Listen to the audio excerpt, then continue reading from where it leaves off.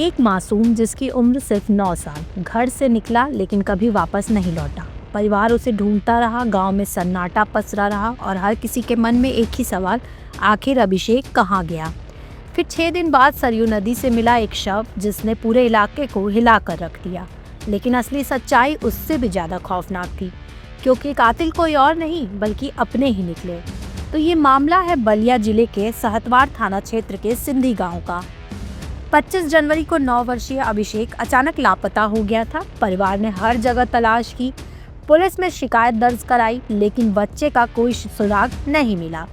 31 जनवरी को सरयू नदी से एक शव बरामद हुआ जिसकी पहचान अभिषेक के रूप में हुई और गांव में मातम छा गया। पुलिस ने मामले की गंभीरता को देखते हुए जांच शुरू की और जैसे जैसे परतें खुलती गई, शक की सुई घर के अंदर ही घूमने लगी। पूछताछ और साक्ष्यों के आधार पर पुलिस ने एक चौंकाने वाला खुलासा किया। अभिषेक की हत्या किसी और ने नहीं बल्कि उसके ही चाचा और चाची ने मिलकर की थी। पुलिस ने दोनों आरोपियों को गिरफ्तार कर लिया है और हत्या की पूरी साजिश का पर्दाफाश किया। इस खुलासे के बाद पूरे इलाके में सनसनी फैल गई है। लोगों को यकीन नहीं हो रहा कि जिस परिवार पर बच्चे की जिम्मेदारी थी वही उसका दुश्मन बन गया। पुलिस अब आगे की कानूनी कार्रवाई में जुटी है और मामले से जुड़े हर पहलू की जांच कर रही है। लेकिन सवाल तो अभी भी बाकी है, आखिर वो कौन सी वजह थी जिसने अपनों को ही इतना निर्दयी बना दिया। क्या इस हत्या के पीछे पुरानी कोई रंजिश या कोई छुपा हुआ राज था? पुलिस की जांच जारी है और जैसे जैसे सच सामने आएगा, इस मासूम की मौत की कहानी शायद और भी चौंकाने वाले राज खोलेगी। 25 जनवरी को थाना सहतवार में सूचना मिली कि ग्राम सिंघही का एक 9 वर्ष का बच्चा 4 बजे खेल रहा था, घर से गायब हो गया है। इसके चाचा गणेश प्रजापति के तहरीर पर एक सुसंगत धाराओं में अभियोग पंजीकृत हुआ। चूंकि बच्चा 9 साल का था इसलिए तत्काल 3 टीमें गठित की गईं, उस पर कंटिन्यू हम लोग काम कर रहे थे। इसी बीच में 31 जनवरी को करीब शाम को 5:30 बजे बच्चे की बॉडी 64 बंदा घाघरा नदी में मिला, जिनके द्वारा परिजनों के द्वारा इसको पहचान की गई। पहचान के उपरांत इसका पीएम कराया गया। तो इसमें जो इसका मृत्यु का कारण आया, इसके सर पे चोट लगने से पानी में गिरा देने से मृत्यु का आया।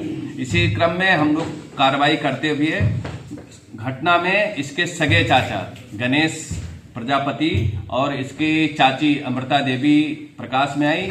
जब हम लोग सीसीटीवी के दौरान देखे तो गणेश प्रजापति अपने एक गांव के ही एक नाबालिग बच्चे को इसने बताया कि तुम और इसको अभिषेक चलो तुमको पतंग दिलाते हैं, साथ ही साथ में कुछ खाना वाना खिलवा देते हैं। उस नाबालिग बच्चे ने इसको साइकिल पर बैठाया और गणेश प्रजापति अपने मोटरसाइकिल से उसी साइकिल के पीछे पीछे गया।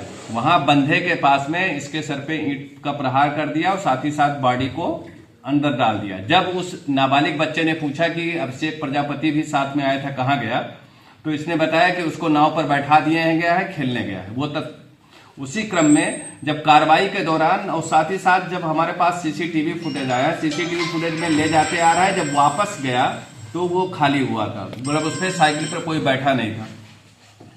साथ साथ में हमारे पास सर्विलांस का था कि जब घटना के समय था तब इसकी लोकेशन वही थी। तो इसी सारी चीजों का ये प्रकाश में आया कि गणेश का अपने भाभी से 2 जनवरी को लड़ाई झगड़ा हुआ। लड़ाई झगड़ा के दौरान चूंकि इसके शादी हो जाने के उपरांत कोई बच्चे नहीं हैं, तो इनकी भाभी बार बार कह रही थी कि तू निर्वंशी रहेगा।